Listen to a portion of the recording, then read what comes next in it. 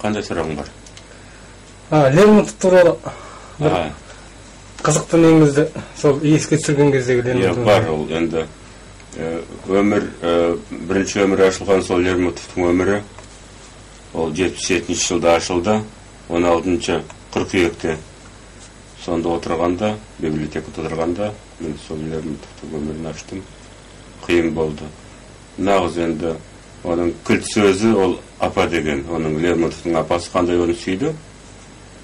Менің апамды сүйді, екеуміздің өтінішіміз сондай болды, бірақ менің апам ондай қатыгез болған жоқ, анау Лермонтов апасы сияқты. Жай қарапайым қазақтың апасы, мінезі жұмсақ, сондай ашық көңіл, күліп тұратын. Ал сонда сол өмір ашылғаннан кейін мен оны әлі онша бұлай сезімге онша алған жоқпын менің өмірімді. Әлі бұлай ғылыми жағынан әбден үйренгенмін, зерттеушімін деп. Сонда бір жылдан кейін 78 жыл, сол бір айдан кейін, бір айдан кейін сол күрек неде болды Мәскеуде, неде командировка. Сонда тәп солар қазан айы бас, сонда тәп соның туған күні өтіп кетті Лермонтовтың. Жұмысымды бітіріп, деген сол метроға мініп, келе жатсам, станция Лермонтовская дейді. Мен шықтым Лермонтовская, бірақ жолда келе жатқанда мен ойладым. Бұл өмір менікі болса, әлсінбей жүрмін. Станцияда бір адам болмасын. Шын мәнінде Лермонтов мен болған болсам? Иә. Мәскеуде онда мен күрсімек жоқ қой. Құжынаған халық. Құжынаған халық. Поезд тоқтады, мен станциядан шықтым. Екінші поезд келді, адамдар мінді. Тарс етіп екі поезд кетті. Қарасам, бір адам жоқ. Бірақ адам отыр, анау не, метроның күзетушісі.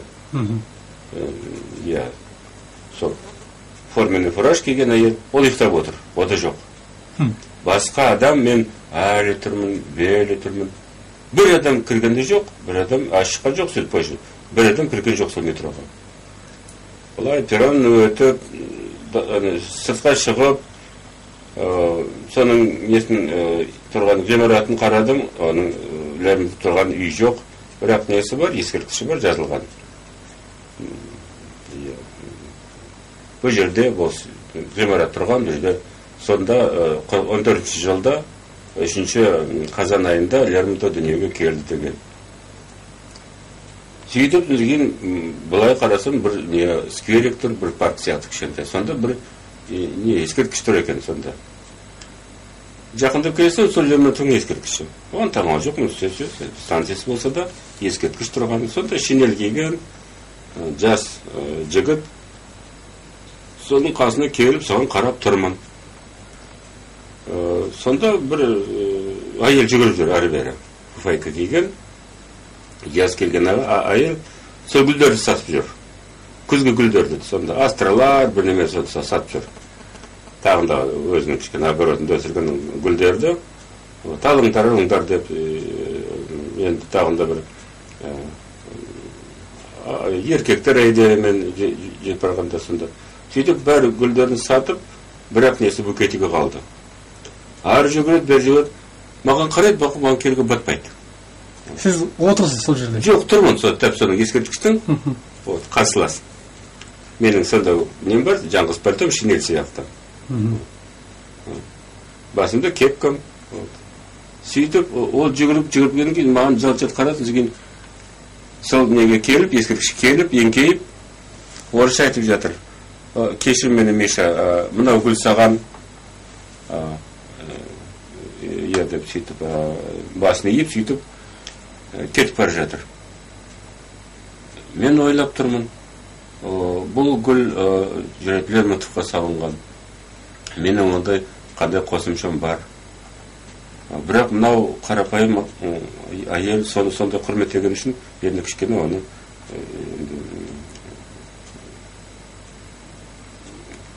акчалай кичкене не беру керек кой деп сөйтүп onu айттым, токтоңуз кичкене. Сонда гүлдү сизге берип кетти? Жок, жок. Аны Лермонтовдун аягына салды бар. Эскерткичке, сонун баасын ийип сөйтүп, кеширим сурап. Эскерткичтин ээси чын мәнинде сизсиз го энди. Экөөбүз турбуз. Анау эскерткич, мына тирі адам. Сонда мен кандай кукум, мен содан гүл алып, анаган салайын десем, өз-өзүмө салган кандай, тәгин кайсыз? Кандай ыңгайсыз деп. Сөйтсем бул өзү шешти сондан кийин. Соны шешкен мен кубанып, огам берип бир сом бердим сол акчаны. Ол жал карады, бирок акчаны алды. Акчаны алды, рахмет деп сөйтүп. Ойлаган чыгар мына. Шетел бирок республикага келген адам, бирок Лермонтов жакшы сүйөтүн деген деп сөйтүп. Сөйтүп мен сондай өзүмө эскерткичиме сылган гүлгө ээ болдум. Сол карапайым адам, сону баары сиздерге карапайым адам мен аягында сендирген. Минекей, бул сенин өмүрүң, басты тартпай кой. Енді аяғында өмір бойы сен елдің несінен, сезімінен ешқандай шықпайсың дегенде. Сондай қызық сюжет болды тағында Мәскеуде.